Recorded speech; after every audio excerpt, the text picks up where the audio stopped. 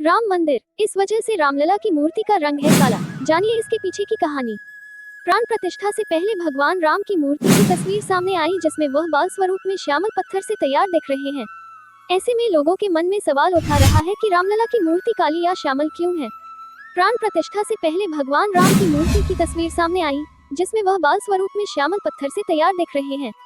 ऐसे में लोगों के मन में सवाल उठा रहा है कि रामलला की मूर्ति काली या श्यामल क्यों है। रामलला की मूर्ति काली क्यों? रामलला की मूर्ति का निर्माण शिला पत्थर से हुआ है। इस काले पत्थर को कृष्ण शिला भी कहा जाता है।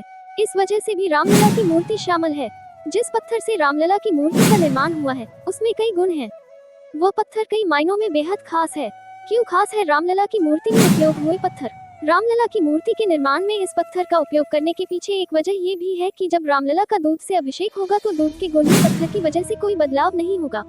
उस दूध का उपभोग करने पर स्वास्थ्य पर कोई गलत असर नहीं पड़ता है। साथ ही ये 1000 से भी अधिक वर्षों तक यूं ही रह सकता है, यानी कि इसमें कोई बदलाव नहीं होगा। वाल्मीकि रामायण में भी वर्णन। इसके अलावा वाल्मीकि रामायण में भगवान राम के स्वरूप को श्याम वर्ण में ही वर्णित किया गया है।